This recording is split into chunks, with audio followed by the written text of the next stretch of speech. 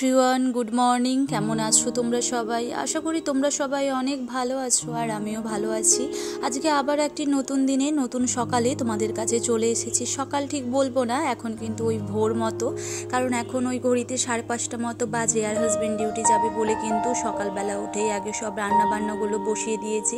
মাঝে মধ্যেই যখন ছুটি পাই তখন যেন আলসেমি করতে ইচ্ছে করে, কিন্তু এই সব দিনগুলো আর কাজের ফাঁক থাকে না। সকাল সকাল উঠে ভোরেতে উঠেই আর কি সব কাজবাজগুলো কমপ্লিট করে নিতে হয়। আর আজকে একটু আরও বেশিই চাপ, কারণ আজ থেকে আমার একটা জীবনের নতুন জার্নি শুরু হবে। তো সেই জন্য আর কি কাজের প্রেশারটাও বেশি, এবং টাইম টু টাইম কাজটা ম্যানেজ করে আমাকে বেরিয়ে যেতে হবে। অনেক দিন এইসব থেকে দূরে ছিলাম, কিন্তু আবারও সেই আগের মতো আর কি লাইফে ফিরে আসছি। কারণ আগে ঠিক এইরকম একটা বাঁধা ধরা রুটিন ছিল আমার জীবনে। প্রেগনেন্সির আগে তো আমি এইভাবেই দিনগুলো কাটাতাম, কিন্তু প্রেগনেন্সি থেকে পুরো বাড়িতে বসে গিয়েছিলাম।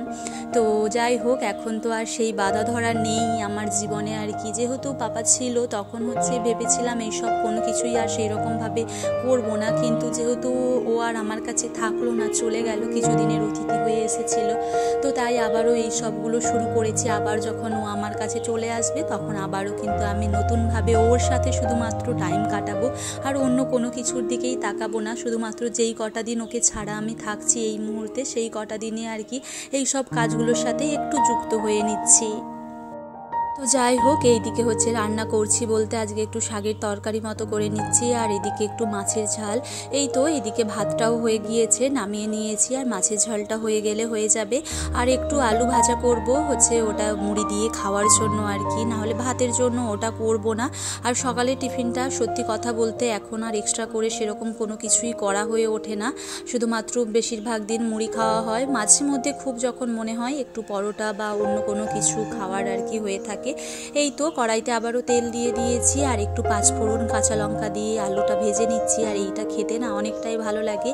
এমনি তো সব সময় আলু ভাজা খেয়ে থাকি আমরা, কিন্তু এইভাবে একবার তোমরা ট্রাই করে দেখো, অনেক সুন্দর লাগবে। আর এইদিকে এই তো দেখো রান্নাবান্না সব কমপ্লিট হয়ে গিয়েছে, হাজব্যান্ডও বেরিয়ে গিয়েছে। এরপরে আমি আমার যে কাজগুলো পরপর আর কি করে ফেলতে হবে। আজকে আর রেস্ট নিলে একদমই হবে না। অন্যান্য দিন হাজব্যান্ড বেরিয়ে যাওয়ার পরে একটু রেস্ট করি, তারপরে আর কি আবারও কাজে লেগে পড়ি, কিন্তু আজকে একদম পরকে পর স্টেপ বাই স্টেপই সব করতে হচ্ছে, কারণ একটুও বসে থাকলে চলবে না। তো বললাম, কারণ আমাকে বেরিয়ে যেতে হবে 10টার মধ্যে, তো সেই জন্যই। আর এই তো এইদিকে সব কাজগুলো কমপ্লিট করে নিচ্ছি, গ্যাস ট্যাস ওভেনগুলো সব আর কি মোছামুছি করে নিয়েছি। এরপরে সব বাসনপত্রগুলোও আর কি ধোয়াধুয়ি করে ফেলবো।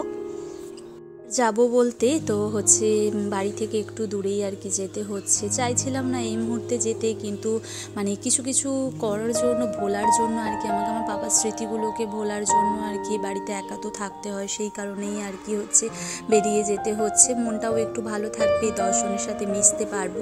আসলে আমার অনেক দিনেরই ইচ্ছে ছিল টেলারিংয়ের কাজ শেখার আর কি, কিছু নাই হোক নিজের মতো করে জিনিসপত্র কাটিং করব, বানাবো, কিন্তু সেটা আগে কখনোই পসিবল হয়ে উঠছিল না। একবার শিখবো বলে ভেবেছিলাম, তখন তো ড্রয়িং করাতাম, চাপও বেশি থাকতো, শনি রবিবার করে ড্রয়িংয়ের ক্লাস থাকতো।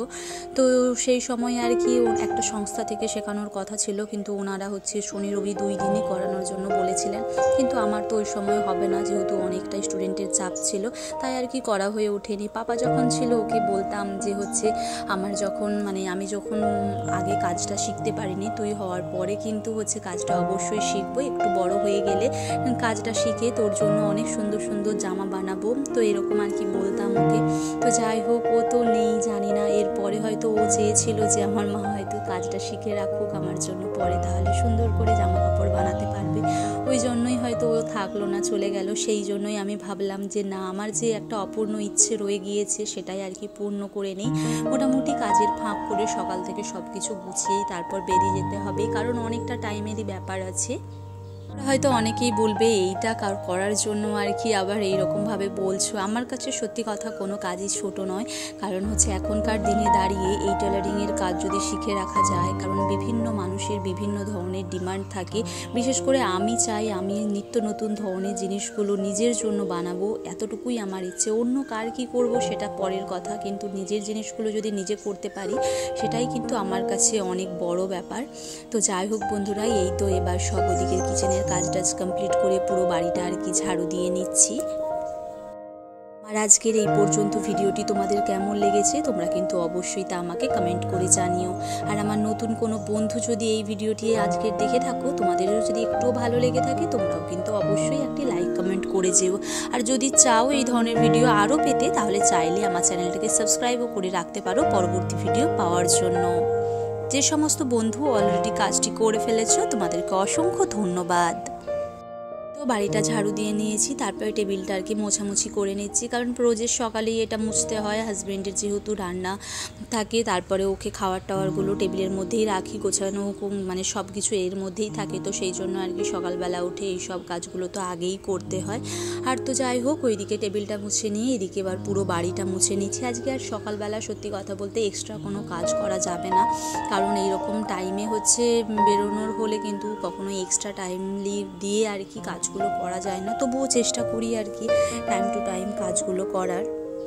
যাই হোক, এদিকে মোছামুছিটা হয়ে গেলে বাড়ির মোটামুটি যে কাজটা থাকে সেটা কিন্তু সব কিছুই হয়ে যাবে। ওদিকে বিছানা টিছানা তুলে নিয়েছি, এদিকে ঝাড়ু দেওয়া, ঘর মোছা, এইগুলো হালকা ক্লিনিং, তো সেইগুলো মোটামুটি হয়ে গিয়েছে। এখন একটু ক্লিনিংয়ের চাপটা কম থাকবে, একটু টাইম বের করে, প্রথম দিন তো অ্যাডজাস্ট করতে পারছি না, কিন্তু তবুও চেষ্টা করছি টাইমের মধ্যে অ্যাডজাস্ট করার। তো যাই হোক, এই তো এদিকে হচ্ছে মোছামুছিটা হয়ে গেল, এরপরে হচ্ছে ব্রাশ টাশ করে নিয়ে স্নান করতে চলে যাব, তারপরে পুজো টুজো করে ফেলতে হবে আর কি। একজন কিন্তু সিম্পল সাধারণ হাউসওয়াইফ, প্রত্যেক দিন যে সাধারণভাবে ভিডিও বানাই সেগুলোই তোমাদের কাছে প্রেজেন্ট করি, তোমরা কিন্তু পছন্দ করো, কিছুজন আছো কমেন্ট করো তোমরা। তো যাই হোক, এইভাবে শুধু পাশে থেকো তোমরা, তো কিছুজন হলেও সেটাও আমার কাছে কিন্তু অনেক। আর এই তো স্নান করে রেডি হয়ে নিয়েছি, তারপর হচ্ছে ভাতটা খেয়ে নিচ্ছি, অল্প করেই ভাত খাচ্ছি, কারণ সকালবেলা তো অনেক দিনের এইসবের অভ্যেস নেই, সেই কারণেই আর কি।